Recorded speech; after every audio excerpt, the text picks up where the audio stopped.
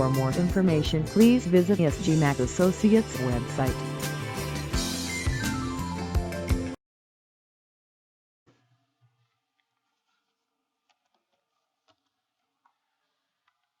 Let's revisit the example of estimating the average annual income of a family in the state of Michigan. Based on a sample of size 300, the average family income estimate is $50,000.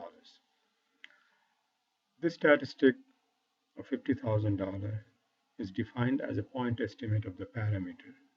We know that if we take another random sample of 300 families, we'll generate a different estimate of the statistic. How do you present the result? What we do, we set up an interval around the point estimate and state that the true parameter lies in the interval with a specified level of confidence.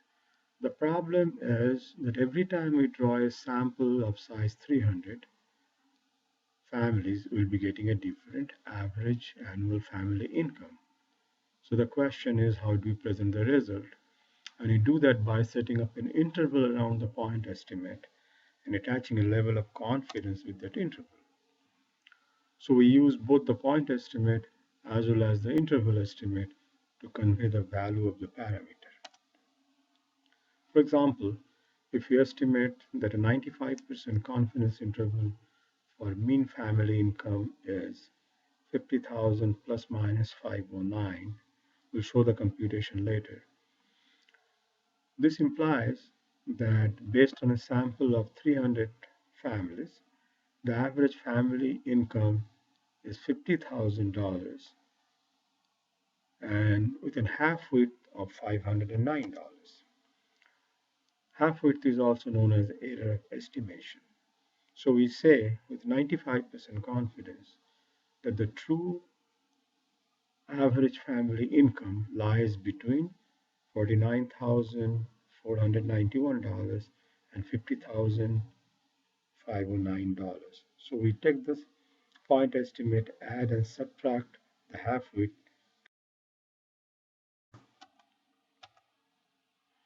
The interpretation of 95% confidence interval will be explained through a numerical example in a later module. A 95% confidence interval implies that if we generate 100 such intervals, if you generate 100 such confidence intervals, each one is based on a sample of size 300, get a point estimate, you estimate the half width, add and subtract the half width to get an interval. If we generate 100 such intervals, then 95 of them on average will contain the true mean if you are dealing with 95% confidence level. However, in our definition, we attach the confidence to a single interval. We just generate one interval with 95% confidence and we say the true mean lies in this interval with 95% confidence. But the true meaning is not with a single interval, but with a, on average, 95 out of 100 such interval will capture the true mean.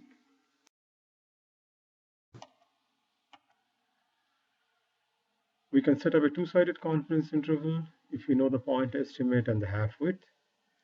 The half width is also known as an error of estimation. So confidence interval is estimated as the point estimate. Then we add the half width to get the one end of the interval and subtract to get the other end of the interval. Half width depends on the variability of the random variable in the study, the sample size used to estimate the sample average, and the level of confidence desired.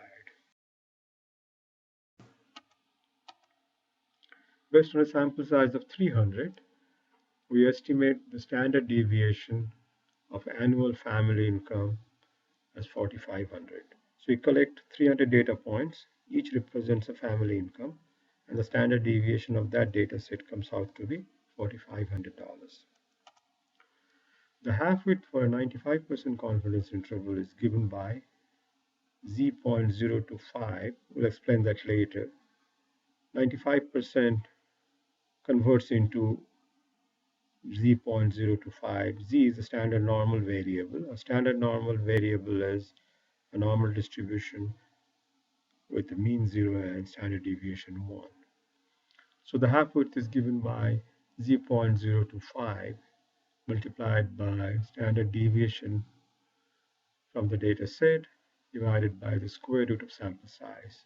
And that comes out to be $509.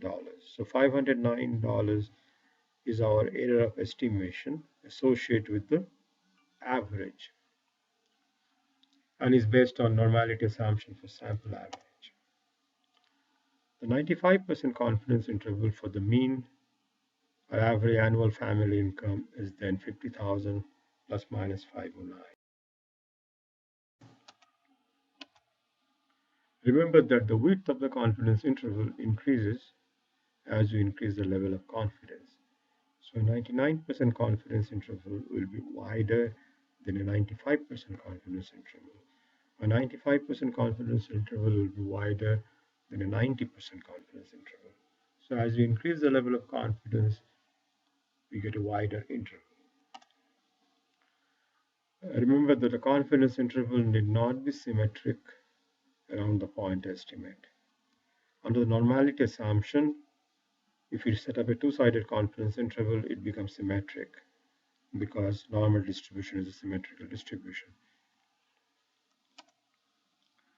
We may have to use one-sided confidence interval depending on the scope of the problem, and we'll talk about it when we discuss testing of hypothesis. Hi, we are posting materials online.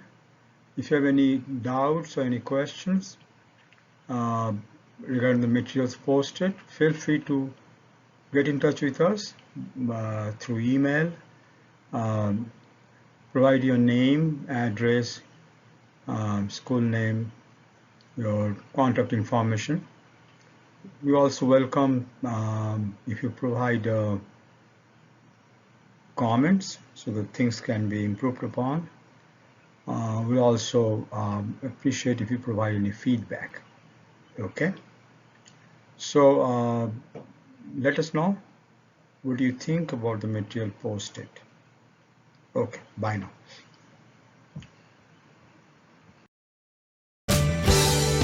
For more information, please visit SGMAK Associates website. For more information, please visit SGMAK Associates website. For more information, please visit SGMAK Associates website.